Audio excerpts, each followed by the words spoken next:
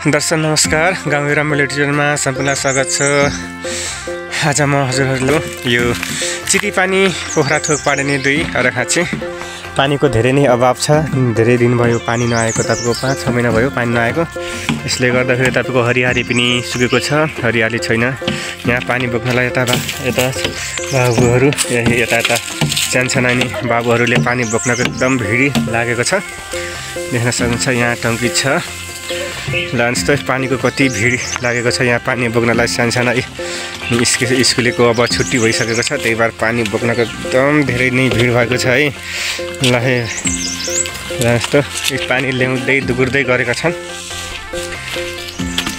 देख्न सक्नुहुन्छ है यहाँ टंकी छ, टंकी भाडेका छन्। टंकीमा पनि मूल पनि सुकेको छ, मूल उता पर छ, मूल धेरै उ छैन। लान्सको यता पानी यत्र सानसाना बाबुहरूले पानी बोकेको देख्न सक्नुहुन्छ हजुर दर्शक बहिनीहरूले।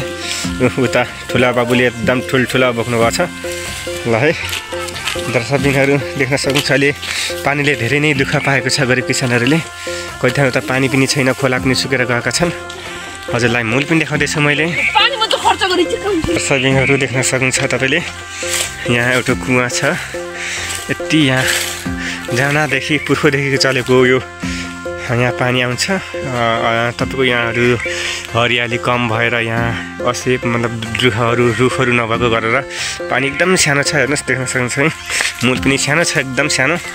यहाँबाट पानी लिएर गएर त्यो टंकीमा हालिदिएको छ। पानी धेरै नै कम छ। दर्शकबिनहरू के गर्ने, धेरै दिन भयो बर्खा लागेको। बर्खा नलागेपछि पानीहरू मूल सुकेको छ। हावाहुरीले धेरै घरहरूलाई फेरि आगो बनाउनमा आगो लागेको हुन्छ। देख्न सक्नुहुन्छ है यहाँ देख्न सक्नुहुन्छ है दर्शकबिनहरू देख्न सक्नुहुन्छ। यता बाबुहरूले पानी नआएर दुःख छ है। ओहो है ल हेर्नु त कसरी बोक्नुहुन्छ। ओहो ल यस्तो एउटा बाबुले उठाइदिने, एउटा अर्काले बोक्ने। ल यत्र बाबुले यता देख्न सक्नुहुन्छ पानी धेरै नै अभाव छ है पानीको। ल है